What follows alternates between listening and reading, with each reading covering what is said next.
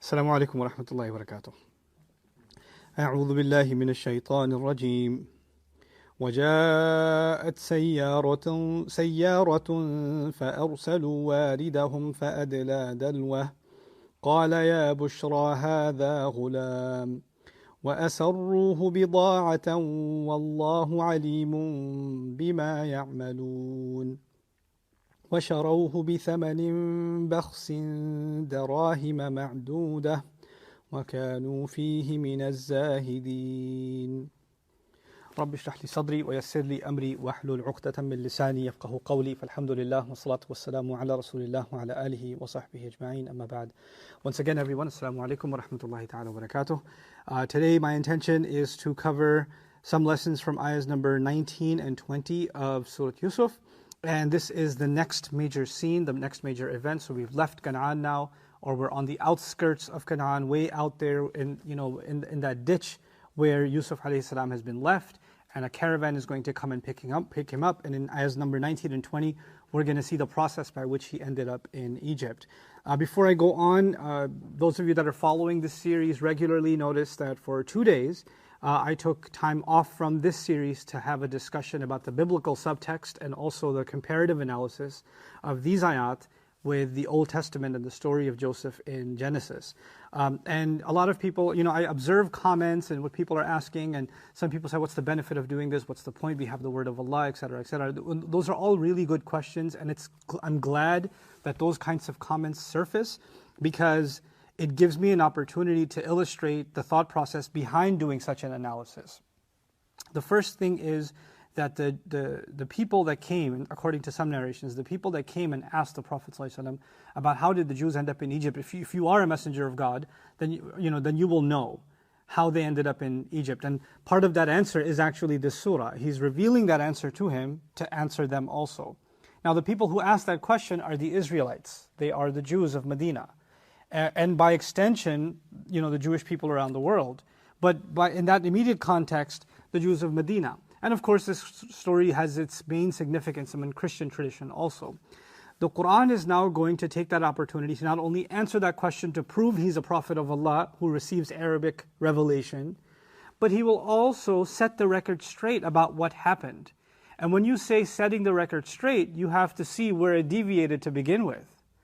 Right, you have to understand, and they're going to hear, those who are familiar with this story, when they heard the Quran's version, they saw some very significant differences between what they knew all along, what was passed to them generation after generation after generation, and they believed they know the story of Yusuf alayhi salam. They know that story. But when Allah told the Prophet ﷺ in the beginning, وَإِن كُنْتَ مِن قَبْلِهِ لَمِنَ الْغَافِلِينَ, when it comes to the story, one way of reading that opening ayah, is when it comes to this story, you were definitely from those who have no knowledge, who are completely unaware, meaning unaware of this story. And the Prophet ﷺ had no idea who Yusuf ﷺ is and what this story is. That I explained to you when we came to that ayah.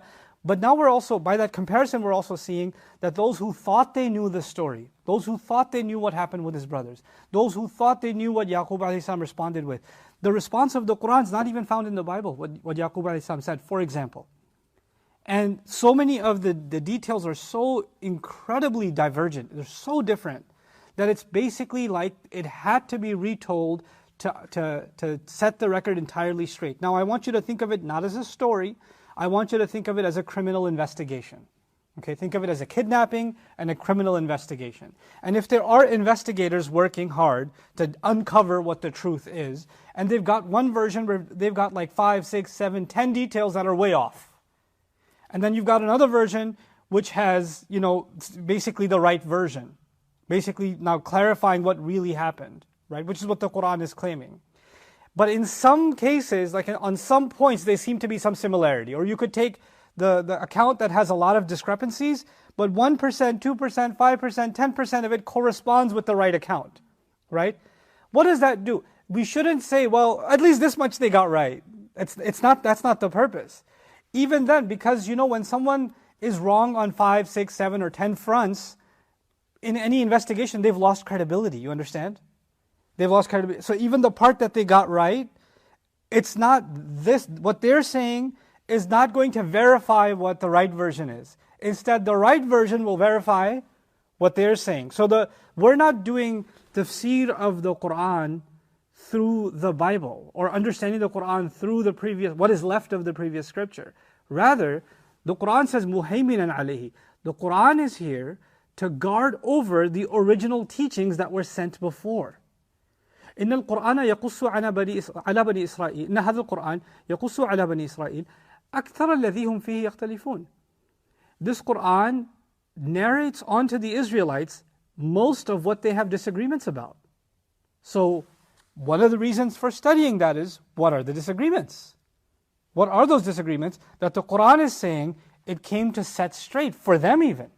For even them. And this is part of, لِأَلَّا يَكُونَ لِلنَّاسِ حُجَّةً عَلَيْكُمْ حُجَّةً إِلَّا الَّذِينَ ظَلَمُوا مِنْهُمْ. So that there will be no case that they can make against you on Judgment Day also. That you hid this, or they, because they said, we have our scripture, we don't need to follow yours. We already have something to believe in. Well, Allah says, no, come look at what I'm telling you. He's inviting them to the word of Allah, right?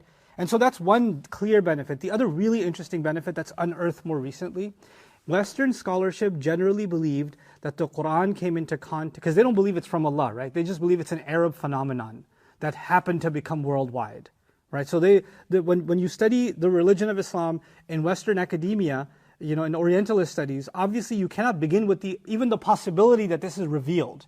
They're looking at it as an emerging social phenomenon, an economic phenomenon, a political phenomenon, a cult that became worldwide. That's their definition. That's how they can see it. They cannot, any of the unseen cannot be part of it. So when they're explaining how he received this revelation, sallallahu alaihi wasallam, they have to come with every explanation except Jibreel. Right, that's not possible. Everything else is possible. They'll claim him to be schizophrenic. They'll claim him to be plagiarizing from different sources and all of that. One of the things that this clarifies is he clearly didn't plagiarize from the Bible, because this is like totally the opposite direction from the Bible. The biblical account, Yaqub alayhi salam is upset with Yusuf for saying what he dreamt. The Quran is starting with Yaqub alayhi salam proud of Yusuf and validating him for sharing the dream. It's completely different. What do you mean he got it from the Bible? What do you mean he got it from the people of the book? It's a completely different account. The other interesting thing is, some Western academics believed, and it was a long-held view, that the Quran is only addressing Jewish beliefs as they existed in the vicinity of Medina or the Arab lands. Because Jews and Christians have lots of denominations, right? Even today, they have lots of denominations. So the Quran was only addressing the views of the denominations that existed in that area. And the Prophet Muhammad ﷺ could not have known what's happening with Judaism in different parts of the world, or with the world of Christianity at large, right? Because Christianity has been around now, by the coming of the Prophet ﷺ, it's been a few centuries. So, and Judaism is a few thousand years old, and they're diaspora, they're worldwide, they're all over the place. And he doesn't have that global access to them. He doesn't know about their scholarship and their versions and their schools of thought and all of that stuff. So he could only have access to the Jewish and Christian scriptures that were in his close vicinity. And so the Quran is only addressing or answering their questions, or what he came into contact with. Now, with a careful study of the Quran, with comparison to what is found in the Hebrew traditions, what we're discovering is the Quran is actually in a very precise way, even taking sometimes verbiage, because Hebrew and Arabic are sister languages. It's even taking verbiage that is found in Hebrew scriptures that was nowhere near to be found the Prophet ﷺ in his lifetime, and the Quran is answering it. Which means the Quran isn't just a da'wah, a call to the Jews and Christians of Arabia. It was actually speaking. The author of the Quran is the author of the original revelation of the Torah and the Injil. It's the same author. And sometimes he's using the same verbs for the same phenomenon, because sister verbs, Arabic has a verb, and Hebrew has a verb. And the same verbs being used. Literally the same verbs being used. Like, in the interview process, one thing that, Saqib brought up was the Hebrew rendition, which phonetically sounds, I won't even try to say the Hebrew, because he said that you'll find it in the video, in the second episode. But it's the closest verbs. And he asked me, I'm going to say the Hebrew, you guess the Arabic. That's what he told me. He said, I'm going to say the Hebrew, you guess the Arabic. And he said the Hebrew, and the Hebrew was about the sons of Israel, meaning the sons of Yaqub, being told, you're not going to spill blood. Right? And when he said that part, I said, wait, that sounds like وَإِذْ أَخَذْنَا مِيثَاقَكُمْ لَا تَسْفِكُونَ دِمَاءَكُمْ. You're not going to spill each other's blood. Allah says in Surah Al-Baqarah, when He took a covenant from the sons of Israel that you will not spill each other's blood. Same verb. Same exact verb from the Hebrew text. And now it's being, and where does it occur? Not even in Surah Yusuf. It occurs in Surah Al-Baqarah.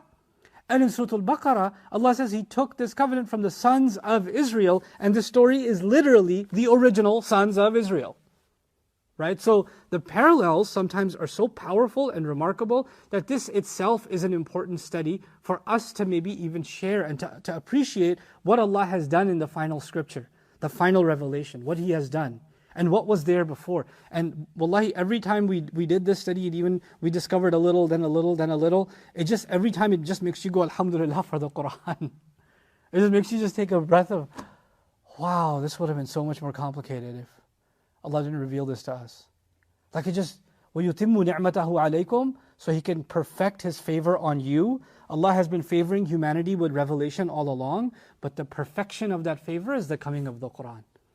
You know, in English they say by opposites things are known. Or they say تُعْرَفُ الْأَشْيَاءُ بِأَضْدَادِهَا in Arabic. Things are known by their opposites, a similar expression, right?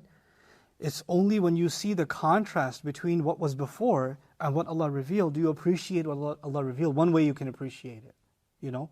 So that's kind of a little bit about the backdrop. Now I want to move further with the story. We are now in this far off land. He's in this, inside of this pit/well that is unfinished. And Allah takes us immediately to that scene. So the last scene we have in the Quran is Yaqub alayhi salam was telling, Jacob was telling his sons that you've made something appear to be right for yourselves. I don't know what it is, but you've told yourselves somehow, sold it to yourselves as it's okay to do something heinous, something terrible.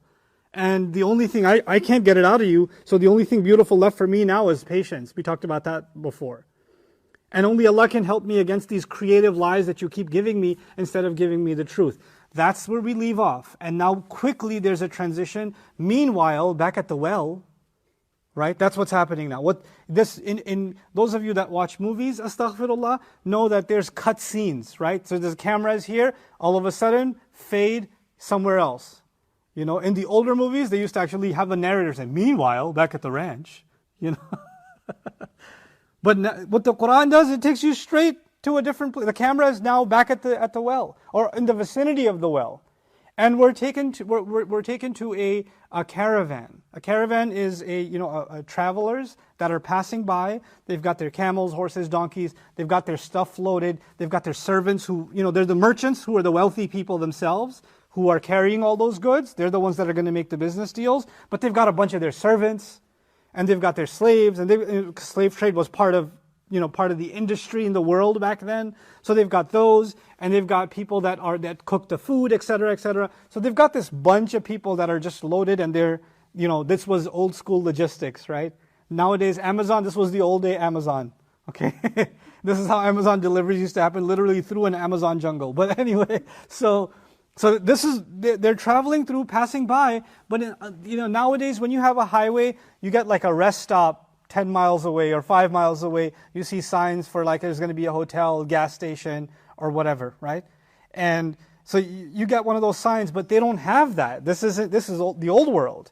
So Allah describes how things used to work in the old world. It's the same needs that people have when they travel, but the world is without this modern technology. It's without these highways. It's without the modernity of civilization. It's the old ancient world, right? So how did things work back then? You see, وَجَاءَتْ سَيَّارَةٌ, and a caravan came by. And a caravan moves slowly, right? So it's just kind of coming by. فَأَرْسَلُوا وَارِدَهُمْ, so they sent their water fetcher. And the water fetcher can be a person. The water fetcher, warid, can also be a group. They're basically scouts. They see trees. They're like, if there are trees here, there must be water nearby, or greenery. There must be a river, lake, maybe there's a pond. Go see, because they're running short on water. Because their animals are drinking, they're drinking. So every time they pass by somewhere where the terrain seems to be, maybe there's a little ravine, a canal, something, that maybe we can bathe in it, or we can get water and feed our animals, etc., etc. So they send scouts out to look. And the scouts from Warada, actually, it occurs, interestingly enough, in the story of Musa alayhi salam. فَلَمَّا وَرَدَ مَاءَ مَدْيَنَ, when he fetched the waters of Madian. And now here you've got, they're fetching the water, or the water fetchers are going out. The same word is being used, warid and warada. So they go out there and they're looking for the water. You can imagine maybe there's 5 of these, 10 of these guys that are supposed to be scouts, and they're looking and they're going in different directions. And one of them notices a hole in the ground, right? فَأَرْسَلُوا وَارِدَهُمْ فَأَدْلَى دَلْوَهُ. So he slowly lowered his own bucket down. So he sees the hole. We know there's ghayabat al-jub, which means the bottom of the well is so dark it's black. So you can't really see the bottom of it, right? So he doesn't even know if there's going to be water at the bottom. And this well is so unfinished. You imagine if I asked a kid to draw a well today, if they've ever seen one, they would imagine like maybe a cylindrical, maybe some little brick wall structure, and there'll be some kind of a hanging arch on top, and there'd be a bucket that you lower down, right? So the well has its own bucket, right? The well comes with its own bucket. But you notice this well is so unfinished that he lowered, Allah says, فَأَدْلَى دَلْوَهُ, he lowered his own bucket. So they actually came with their own bucket, knowing that this area probably doesn't have anything finished. Also, the idea that they sent water fetchers tells you that this is out in the wilderness. Because if this was civilization, you don't send people out looking for water, you just stop by at the gas station. You stop by at the restaurant, You stop, and you know where the well is or whatever it is. Because there would be, a village or something like that. So this is clearly out in the middle of nowhere. He starts putting his bucket down. Adla means to slowly put down. Dala, to pull up, to slowly pull up. And dalla is used in Surah Al-A'raf to describe how the devil slowly reeled Adam and Eve towards himself. And it's compared with the slow reeling of a bucket down a well. Sometimes they have these animal traps where they're trying to catch a rabbit but it runs too fast. So they'll tie a carrot or something like that to to a string, and the animal comes to it and they pull it just a little, and pull it just a little, they pull it just until the trap falls on top. Right? That's also dalla. But anyway, the idea, he's slowly dropping it down. So I don't want you to imagine that he took a bucket and chucked it down the well and it hit Yusuf alayhi salam on the head or something and he heard an ouch and he goes, what's going on? That's not what happened. He's lowering it down slowly until it's gone so low that he can't even see it anymore because it's too pitch black, yes? Now, the Qur'an's language. Qala, he said, Ya Bushra, hadha ghulam. Now, I'll give you the old English translation that I totally disagree with. Maybe it used to work in like 1830, but it doesn't work now. Oh, glad tidings! This is a lad. So, the thing with that, or let me give you contemporary translation. Whoa! Ya Bushra, wow! Oh my God! That's Ya Bushra. And hadha ghulam isn't, this is a boy. This is a boy. It means, it's a kid. Oh my God, it's a kid. Oh! And Ya Bushra is, there's wow that can be like, but there's wow that can be like you're happy about it. Bushra actually comes from good news, the Arabic word good news. Funny enough, we were discussing today, some Mufassirun had very creative interpretations of Bushra that have no basis, but it's still fun to read. So some thought that there's, because there's a group of them, right? They're all looking for water. And one of them found a hole, and he's like, I'm going to call the other guys if I find water. So as he finds this kid, I'll describe the scene about finding the kid. One of the other guys' name is Bushra. He goes, yo, Bushra, it's a kid. That's actually one of the interpretations offered. That's not the interpretation. And then some said maybe Bushra is the name of a girl, like a woman. Because nowadays you have many people named Bushra, right? So, no. And I've met some funny people. People say, what did you name your baby? Ustad Numan, we named our baby Bushra because it's in the Quran. I was like where? I know it's in the Quran. Where? Oh, Ya Bushra hadha ghulam. Bushra is not a girl's name. You can use it for a girl. It means good news. But Bushra here just simply means, oh my God, this is great. This is awesome. And I'll explain why he thinks this is awesome. Why would you lower a bucket in a well, pull out a child without a shirt on, and then say, wow, this is awesome. This is a kid. This is great. This would be an odd thing for you to not be happy about, but apparently he is happy about it, and that deserves attention. Why is that happening? Now, before we get to that, it seems that when he's pulling the bucket back up, the image you might get in your head is he's pulling and pulling and pulling and pulling, or he's just casually pulling it up, and when it comes all the way up, he's like, oh, there's a boy. No, because a bucket full of water and a child of a certain age, I think there's a little weight difference. Also, a bucket full of water won't wobble and move around, but it's an actual child. And even the act of the child climbing into the bucket or holding on, because the bucket's probably not big enough for the kid to fit in it, for Yusuf to fit in it, so he's hanging on to it, or he's climbing on the rope or clinging on the rope. So there's some tug when you do that, right? So what's happening is he slowly lowered his bucket. Yusuf alayhi salam, obviously when he moved in, the rope is going to pull. And he's like, what's happening here? What the? And then he starts pulling his bucket back, and as he starts coming up into the light little by little, he goes, whoa, it's a kid.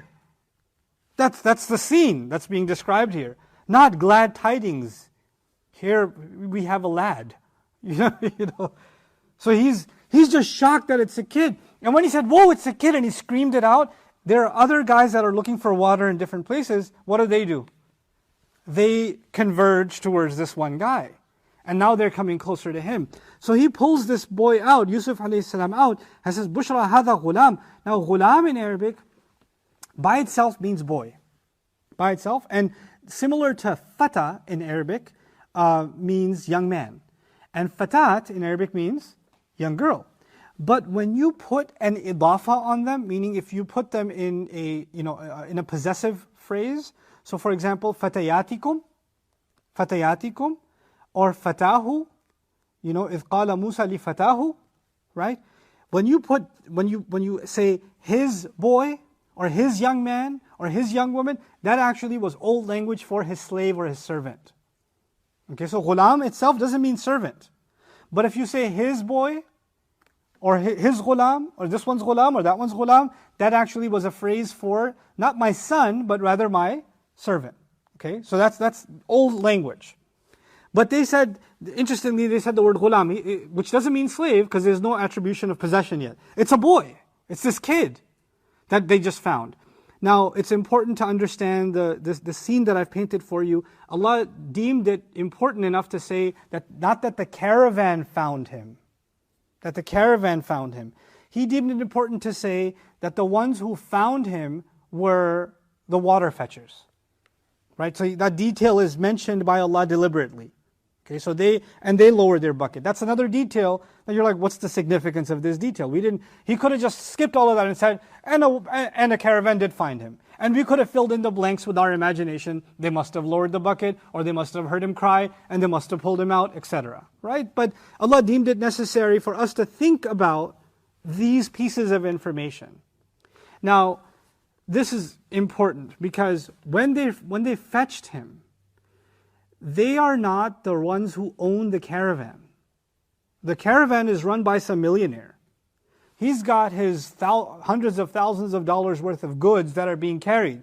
He's paying the security guy, the cook, the cleaner, and the water fetchers. Right? He's paying all of those. They all work for the boss. So these guys are not the boss, they work for the boss. Which means they don't make a lot of money. They're poor. Yeah? And these poor men who are barely making anything, obviously you're not doing well for yourself if your career option is water fetcher for a caravan. Right? So you're not living the life. And they know that boss makes a lot of money selling slaves. He makes quite a bit of money because I'm imagining the caravan probably also had slaves in it that are being taken for sale. And now they've got a boy, and they know how much money is made from slaves. So they don't look at human beings as human beings. Once they are turned into slavery, they look at them like sheep and goat and cows or whatever else. It's just a commodity to sell. And for these men, when they pulled up this child, now you understand why they're so happy all of a sudden. Oh my God! A boy! And the fact that he's not wearing a shirt makes him look more like a slave already. Right? Because if he's coming from, there's a family, or there's dignified clothing and things like that, you might think that somebody cares for him. Or you can tell he's not a slave. But the way they left him, they left him in this destitute state, covered in mud.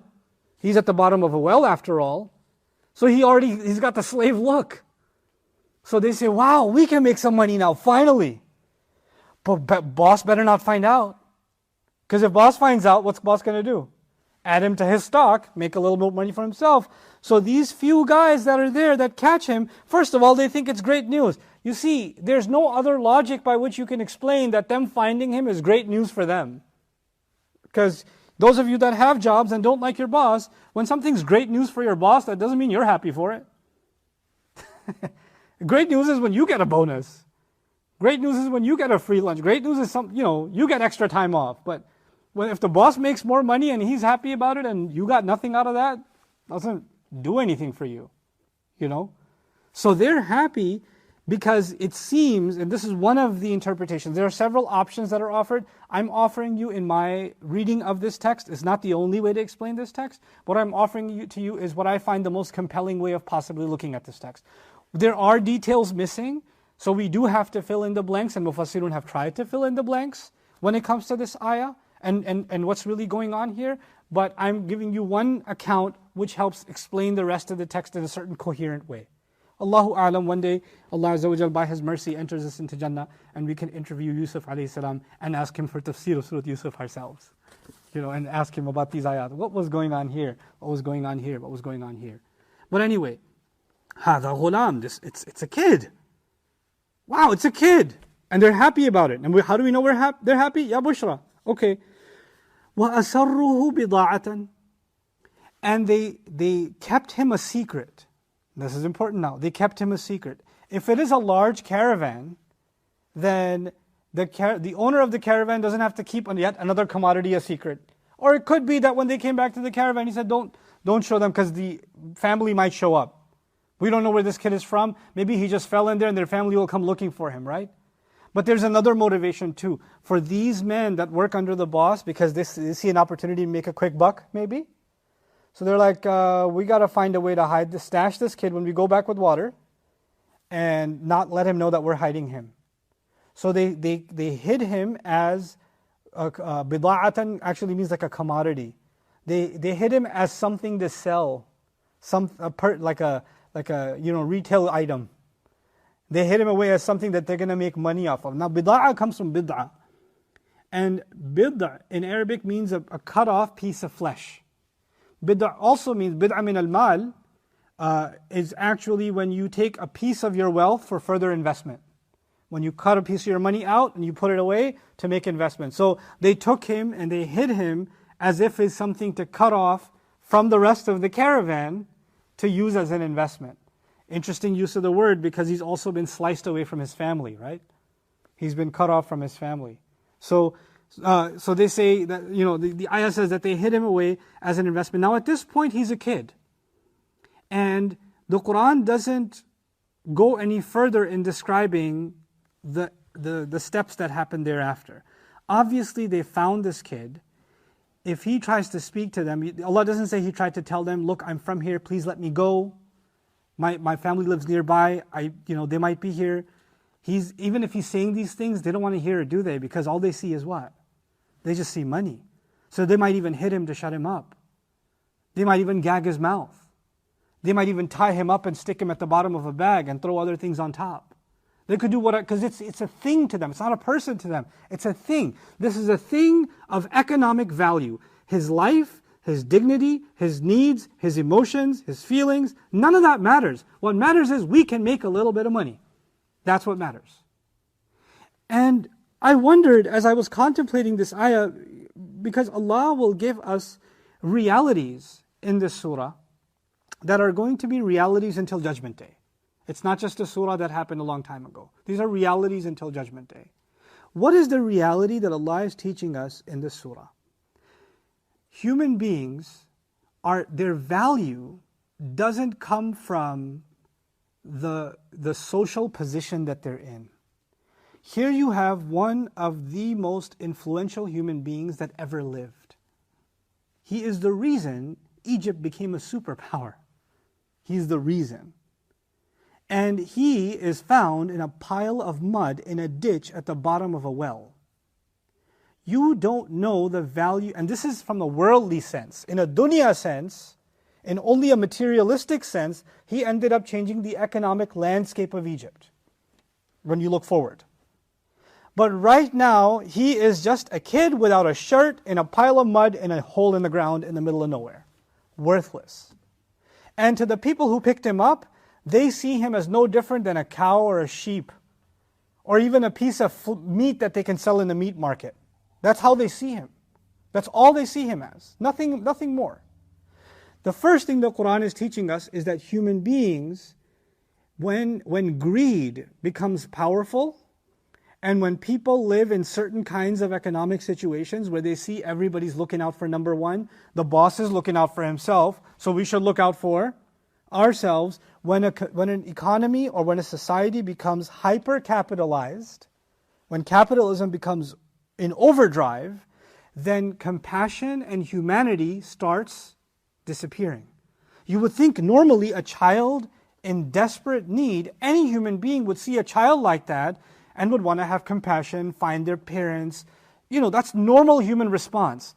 But when a society becomes desperate economically, or greed becomes the religion, when greed becomes the religion, when the most important thing on the minds of people and the hearts of people is, where's the next dollar going to come from? Then the compassion or the humanity side of human beings starts declining. And now let's compare that to our times. Is it possible that you can have, pharmaceutical companies that are making billions upon billions of dollars that have so much profit that if they gave their shareholders and their top executives more money they can ever consume, more mansions that they can ever live in, more cars that they can ever drive, and still have that left over, but drop the price of certain medications that certain starving countries need because they have a pandemic of some kind or a disease of some kind, and they can make those pills available for practically nothing, a cent a pill, because it costs them less than a cent to make it. But no, they'd rather sell that 1 cent pill in a package with $50.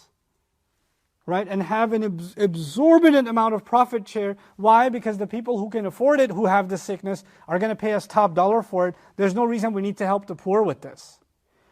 And in their mind, look, this is what you're suggesting sounds very humanitarian, but it's capital suicide. It's economic suicide. We can't do that to ourselves. In other words, the economy is more important than human life, right?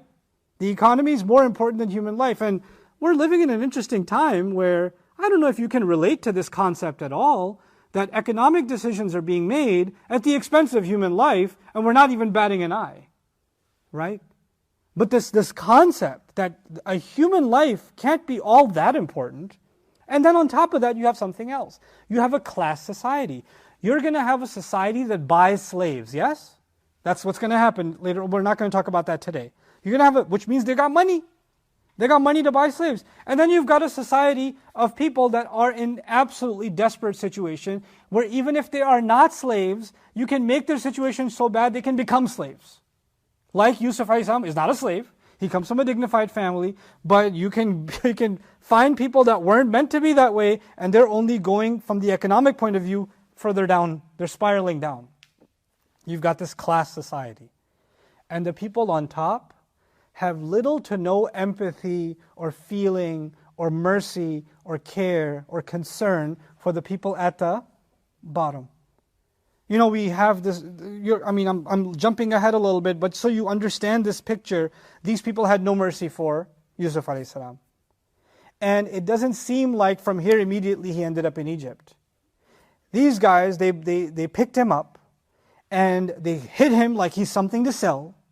And then Allah says, Wallahu alimun bima ya'malun. And while Allah knew what they were up to. While Allah knew what they were actually doing. Meaning Allah knows the crime that you're committing. But Imam Razi added a really beautiful insight to this. He said, it's as if Allah is saying, and Allah knew that what they are doing is setting a chain of events in motion that is going to fulfill the dream of Yusuf alayhi salam, and they don't even know. They're committing a crime, but their crime is going towards a goodness that Allah has planned that is much bigger than even their crime. And Wallahu alimun bima ya'malun may even go back to his brothers. When they were putting him in the well, they were so jealous that Yusuf has more preference to our dad and he's this or that or the other. They set the actions, they created a set of circumstances that set in motion exactly the thing they're afraid of. And this is actually a parallel, again, Suhaib pointed out today, with the story of Musa alayhi salam. I didn't see it before. Yusuf alayhi salam saw a dream, and soon after the dream, the evil doers set some events in motion that actually helped fulfill the dream. The Pharaoh saw a dream, wanted to kill babies, which set some events in motion that got the baby Musa to wash up to the shores of the palace and set events in motion that are going to bring about the nightmare that he saw. So, what they're doing, they think they're doing the opposite of, they're doing what they intend. And Allah is doing the opposite with what He intends. So, Wallahu alimun bima ya'malun. Now we come to another comment. وَشَرَوْهُ بِثَمَنٍ بَخْسٍ. And they sold him for a price that was clearly unfair, meaning a short-changed price. Now this could mean many things. And let me finish the entire ayah and we'll comment on the whole ayah altogether. So they sold him for a measly price, or they sold him for a basically unfair robbery price, meaning they basically got rid of him for a price that's totally not worth who he is, which could be a comment on Yusuf alayhi salam is priceless. So no matter what you pay for him, it's priceless. And by the way, a narration of Ibn Abbas says it was 20 silver coins that were paid for him. And the Bible seems to also correspond to that. There's 20 silver coins or something to that effect. That's the kind of money that a farmer would normally make in 2 to 3 years, which means eventually the price paid was actually pretty high. It was pretty high price paid for Yusuf alayhi salam. But Allah describes that as a pathetic price, meaning what he actually is and what you paid are two very, very different things. This is the Qur'an's way of telling us not just about Yusuf alayhi salam, but the value of human life. No matter what price you pay for human life is the highest economic value. There's no monetary value that can be put on it. It's beyond price. And whatever price you put on damage done to a human being, that's thaman bakhs, it's an unfair price. That was not a fair price. Darahima ma'duda, a few dirhams, a few drachmas, meaning a few bucks. They sold him off for nothing. Now, there is the biblical version. I told you there are some points of conversion. The biblical version says that his brothers threw him in the well, then sat outside the well and had themselves a sandwich. And then what should we do? Should we kill him? Should we kill him? And he's still crying out for them. And they see a group of Midianites coming for trade. And they're like, we should pull him out and sell him to him. So that's the Bible version. The Quran's clearly contradicting that version. How is the Quran contradicting that version? The Quran's contradicting that version because they drop him and they go that evening to their dad running. Yeah? And when they go to their dad running, then the sale is mentioned. So if we accept the biblical version and the Quran version, what would have to be the case is they went home to dad, running to him, telling him we left him there, went running, and we got sidetracked in our race, and then a wolf came and ate him, and all of that stuff. And then the next morning they're like, Dad, we're going to go out for a little bit, okay? Don't ask us where we're going.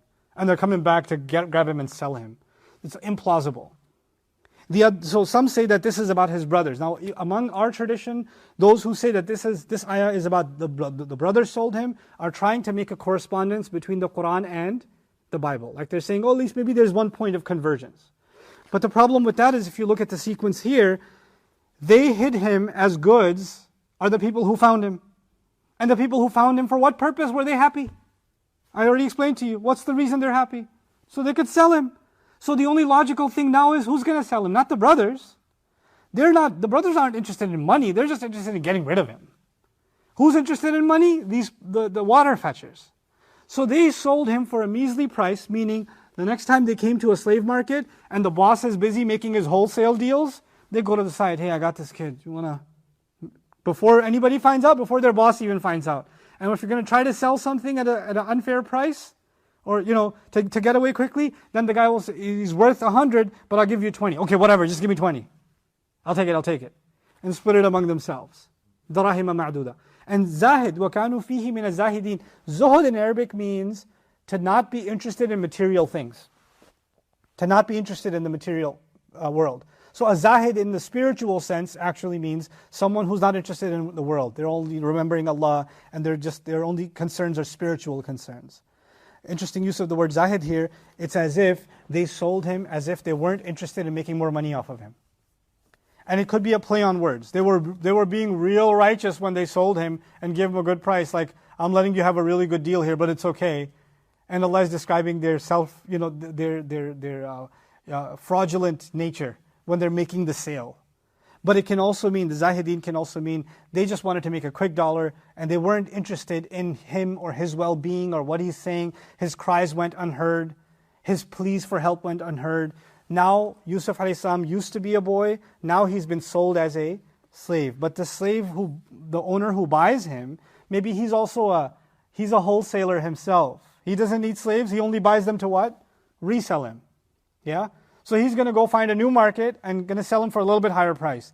Then they're going to find him and they're going to sell him for a higher price. So he's going to get bounced off from slave trader to slave trader because they see him as a good deal. And especially if one bought him for a very low price, then he knows he can make a lot off of him.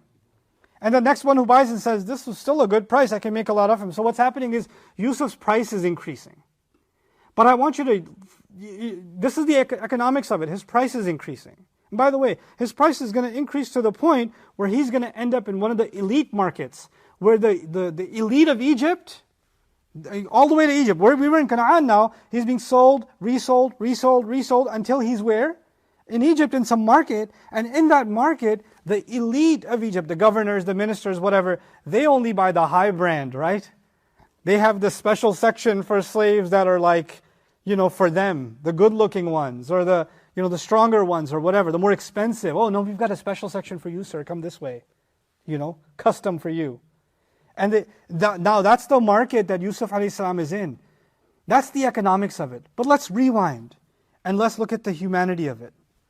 Here's a kid, here's a boy, a beautiful boy, who just moments before was in the loving arms of his father, and then is being abused by his brother.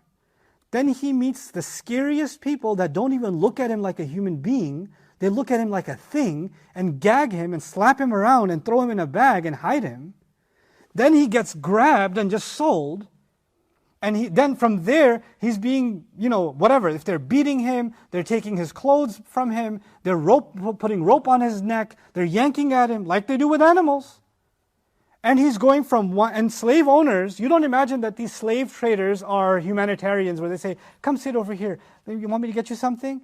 That's not how they're going to treat their slaves. They're going to put them in line, right?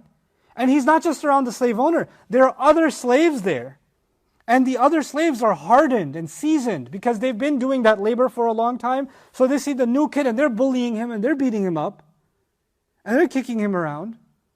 He's going through this horrible experience, one to the other, to the other, to the other. And no one's looking out for him. No one's concerned for his well-being. And he is going to now in this way end up all the way in the market of Egypt. And by the way, by the time he ends up there, you have to try and imagine the kind of trauma he's been through, the kind of mental breakdown that is being done to a kid who's being put through this, right? Kids can get brainwashed, right? You have in the world today, you have child armies, kids that are stripped from their families and forced into militias, 10-year-olds holding machine guns. That's done. And they make them kill someone. They make them do it. And they do it so they can mess with their heads and remove humanity from them, turn them into cattle. So they can be used as the front line of fodder, so the first people to die are these kids. Because they're worthless. We can just grab more from the next village. We could just do that. And when you're treated that way, you start seeing yourself that way. And that's an important thing. If someone's being told all the time, you're worthless, you're worthless, you're worthless, you're worthless, you're worthless. You know what? Eventually the person starts looking in the mirror, and what do they start saying to themselves? You're worthless. Their self-image changes because of the effect of the environment.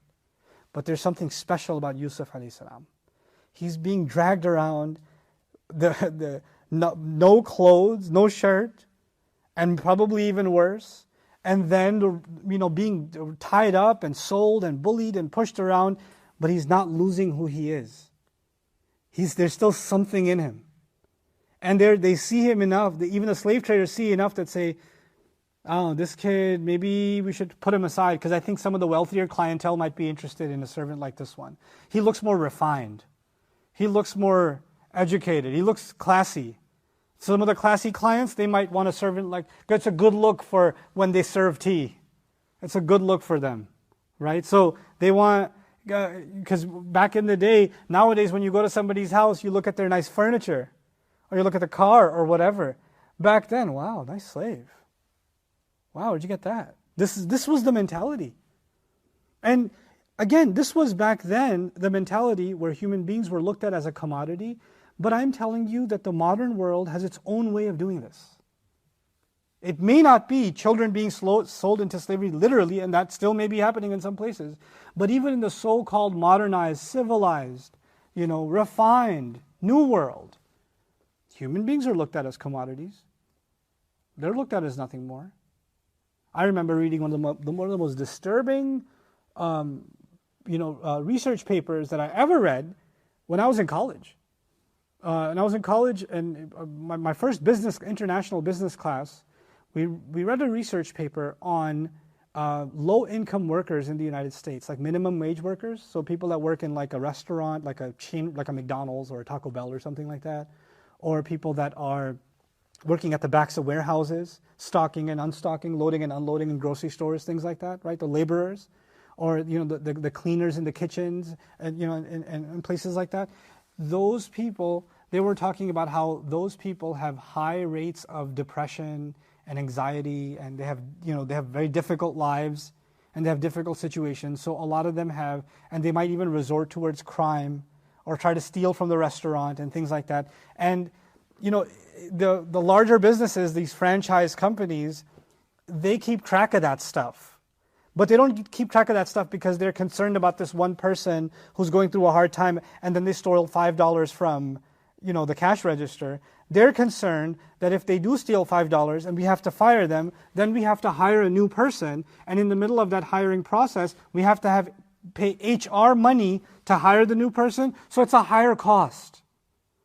So that person becoming so desperate that they steal is a higher economic cost for the business. So what we need to do now is we need to institute services for these employees. So they put in services, they call them chaplaincy services. So they would give these brochures to these employees that are working, and have the tendency to kind of falter or fall apart or quit or whatever. They say, hey, are you feeling down? There's free pastoral services. There's 30 minutes every week where we get somebody to come in and talk about God and how life is good, and like they bring in someone to mellow these people out so they get the fear of God so they won't steal that $5. But that's not because they're interested in God or morality. That's because to them, these people are basically on the thin ice before they become a liability to us. And to keep them above that, we're going to do whatever we can to just keep them at the level where we need to take full advantage of them. It's like they're treating human beings like you would treat a recycling facility like garbage. That's what this is. That's what we've done in modern economics. And so, when we read this story about they sold him for a small price and they were so quick to just sell him off and they didn't value him, think about all the businesses in which employees are not given basic rights. Businesses in which, and governments and countries in which, there are children working in factories. Or there are people working 40, 50-hour weeks, 70-hour weeks without a break. I won't even name the country because I don't care to name countries. I went to a place where the guy happened to be from Pakistan. My taxi driver happened to be from Pakistan. And I just started talking to him in Urdu, just sharing stories or whatever. And literally 2 minutes into the conversation, the guy was in tears. I was like, what happened? He goes, nobody says Assalamu alaikum to me. I've been driving a taxi for like 3 years. Nobody says Assalamu alaikum. It's a Muslim country. Nobody says Assalamu alaikum to me. They treat us like garbage. You're the first time somebody says Assalamu alaikum to me. And I started talking to him. He tells me 3 years he hasn't had a day off. And if he's sick, he has to pay for it. And if some drunk gets into his cab and throws up all over, he has to pay for it. It comes out of his paycheck. And he hasn't seen his family. But I was like, why don't you just go back? He goes, what do you want me to starve? This is the only option I have. That's not modern economic slavery? That's not slavery? And then those same places have the fanciest malls, and on the outside, well, I want to come here. All the restaurants are halal. Yeah, but those people aren't, what you're doing to those people is haram. That's evil, because you're treating people like a commodity. You don't care if they get injured during a construction accident. You don't care. You don't care if they get sick on the job. You don't care if their families are devastated because of the way you're treating them. You don't care that you're paying them not even a fraction of what you would consider humane. But you don't, because you can get away with it, so you don't care. It just doesn't matter to you. You don't care. There's some cases, oh, my employer got angry with me, so he stopped paying me. So I'm hoping he pays me. Oh, and he has my passport too.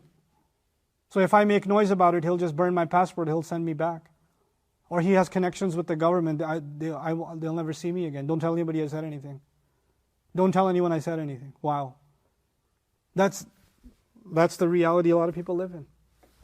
وَشَرَوْهُ بِثَمَنٍ بَخْسٍ دَرَاهِمَ مَعْدُودًا وَكَانُوا فِيهِ مِنَ الزَّاهِدِينَ. Allah put a prophet of His, Yusuf, a prophet of His, through this, so that we would pay attention to when someone goes through this.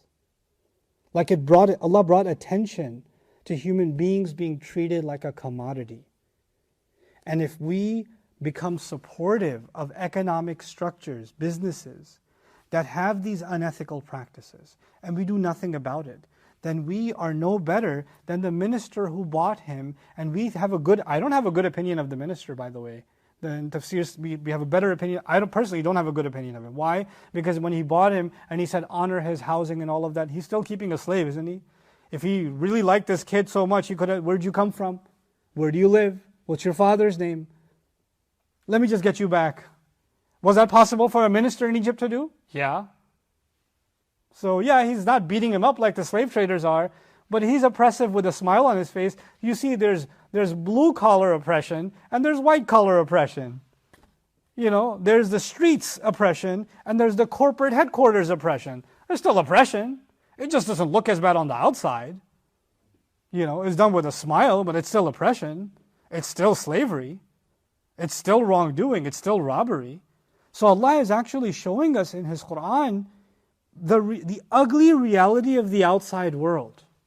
The ugly reality of what unfettered, unchained greed can do to a world. And how even those who naturally we would have mercy for, children, will be nothing before the agenda of greed. We will run over even children to fulfill greed, the needs of greed. May Allah Azza wa Jal protect us from becoming parts of such a machinery. May Allah Azza wa Jal make us aware of the evils that are happening in society around us, and at least not be a part of such evils. And at least have the courage to speak out about such evils when they do take place. May Allah Azza wa Jal protect us and our children, and may Allah Azza wa Jal make us of those who by their earnings and by their spendings make the world a more ethical place, a place closer to what Allah Azza wa Jal wants for us in light of His book. Barakallahu li wa lakum fil Qur'an al-Hakim wa nafa'ani wa iyyakum bil ayati wa dhikr al-Hakim. Assalamu alaikum wa rahmatullahi wa barakatuh. Oh, you still there?